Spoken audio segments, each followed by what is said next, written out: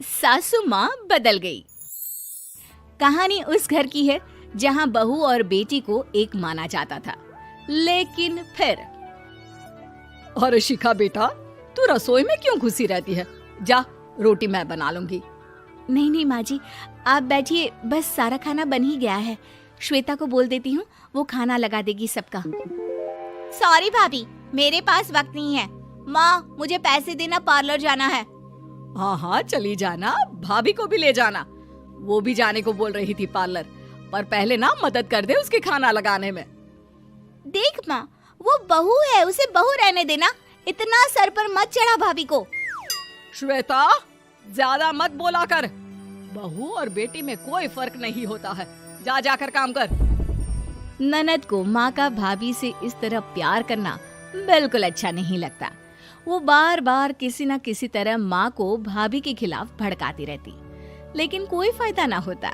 एक रोज, अरे बेटे किशन, जा बहू को कहीं घुमा कर ला, सारा दिन घर में काम करती रहती है। हाँ हाँ माँ, हम लोग जा रहे हैं ना गोवा। अच्छा जी, भाभी ने तो हमें बताया भी नहीं। वैसे तो सारी पंचायत करती है, ये गोवा वाली बात क्यों छुपा गई हमसे? अरे क्योंकि उसे खुद नहीं पता था बहन। मुझे टिकट सस्ती मिल रही थी तो मैंने बुक कर दिया। हाँ शिखा, पैकिंग कर ले, संडे हम जा रहे हैं गोवा। दोपहर में शिखा पैकिंग कर रही थी कि सास आ जाती है। ये क्या बहू, साड़ियाँ? अरे गोवा जा रही है घूमने या फिर शादी में मायके हैं? माँ जी, ऐसा कुछ है ही नहीं, समझ में नहीं आ रहा क्या रखूं कपड़े में। अरे तेरी और श्वेता की साइज तो एक ही है, उसके कुछ मॉडर्न कपड़े ले ले, आकर लौटा देना। हाँ माँ जी, ये ठीक रहेगा। शिखा श्वेता के पास जाती है और उससे कपड़े मांगती है। ना जी ना, मैं अपने कपड़े ना दूं, वैसे भी फैल जाएंगे मेरे कपड़े, बहुत महंगे वाले हैं। शिखा मुंह लटकाकर कमरे में आ जाती है तो सास कहती है, चल तैयार हो जा, तुझे मैं शॉपिंग करा कर लाती हूँ गोवा की। बस फिर क्या था, सास बहू निकल जाते हैं मार्केट और एक से बढ़कर एक ड्रेस खरीद कर घर आते हैं। पहले बता देती कि नए कपड़े दिलाने वाली है भाभी को, तो मैं अपने ही दे देती ना भाभी को, मुझे दिला देती नए कपड़े। देख श्वेता, परिवार का मतलब सबके साथ रहना होता है, ना कि सिर्फ अपना सोचना। वैसे भी तुझे अच्छे संस्कार सीखने चाहिए। और रही बात कपड़ों की, तो शिखा, आज से घर पर भी तू मॉडर्न कपड़े ही पहनेगी। कोई जरूरत नहीं है ये साड़ी वाड़ी लपेटने की। अब क्या था, घर पर श्वेता और शिखा एक जैसे रहते। एक बार पड़ोसन आती है।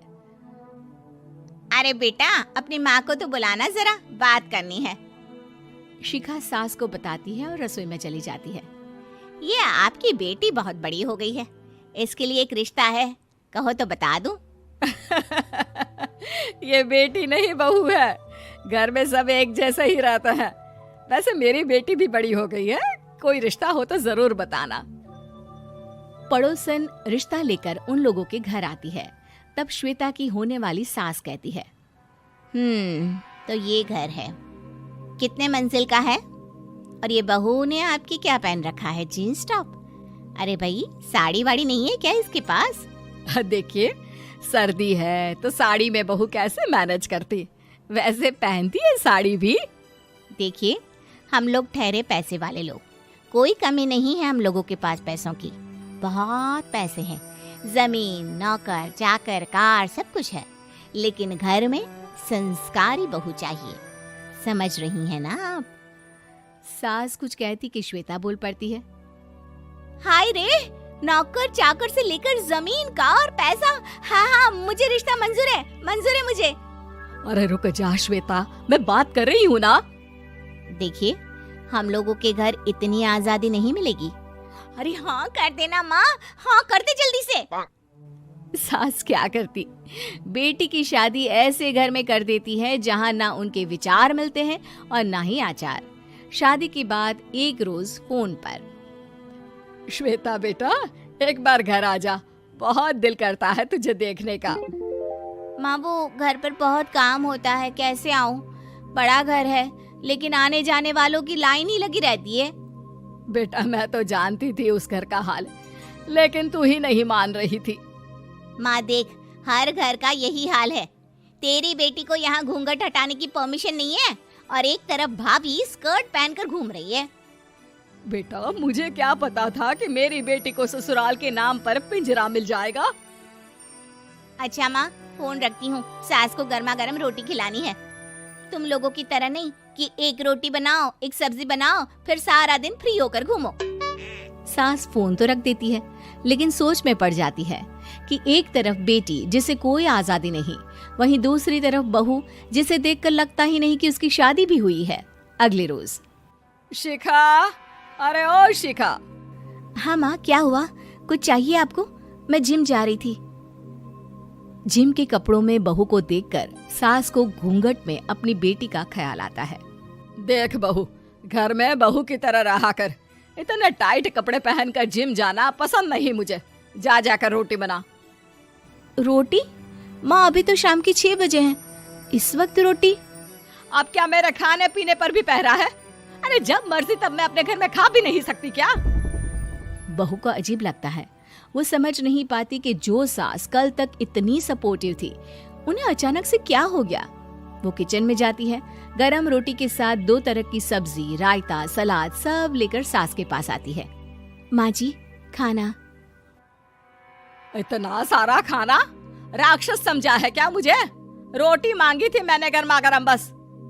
पर माँ जी, रोटी खाती किससे आप? सब्जी तो बनानी थी ना।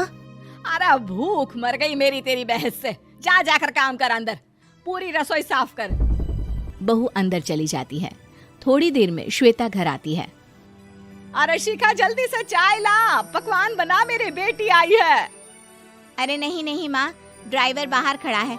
मैं तो घर का कोई सामान खरीदने के बहाने यहाँ आ गई हूँ, मुझे जाना होगा। अरे बेटा, पर कितने दिनों बाद देख रही हूँ तुझे, रहने आ जाना 2-4 दिन के लिए। आ जाऊंगी माँ, जब मेरी सास मरेगी तब। मैं तो रोज मन्नत मानती हूँ कि मेरी सास मर जाए तो अच्छा है। अच्छा चल, जा रही हूँ माँ। हे भगवान, कैसे कैसे दिन देखने पड़ रहे हैं मेरी बेटी को। सास अंदर जाती है, जहाँ श्वेता की जिम वाली सहेली का फोन आया होता है। क्या बात है, आज जिम नहीं आई? अरे पता नहीं यार, आज माँ को क्या हो गया अचानक। पर खैर कोई नहीं, लगता नहीं कि मैं अब जिम आ पाऊंगी। शिखा स्पीकर पर बात कर रही थी, जिसे सास सुन रही थी। यार ये सास ना होती ही ऐसी है। मैं तो कहती हूँ बुढ़िया जल्दी मरे और तू आराम से जिए। शिखा को सहेली की बात पर गुस्सा आ जाता है। माँ के मरने की कौन सा बच्चा दुआ मांगता है मोहिनी? आगे से ऐसी बात मेरे सामने मत करना। हमारे घर की शोभा ही माँ है। क्या हुआ जो थोड़ी सख्ती दिखा रही है? उसमें भी कोई ना कोई उनकी भलाई ही होगी। मैं तो कहती हूँ भगवान मेरे जैसी सास सबको दे, जो सिर्फ माँ की तरह है। सास वाली तो कोई बात ही नहीं है उनमें। सास ये बात सुन रही थी। उनकी आंख में आंसू आ जाते हैं कि क्यों वो बेटी की किस्मत में बहू को भी भागीदार बना रही थी। शिखा, अरे ओ शिखा, क्या हो गया? जिम नहीं जाना क्या?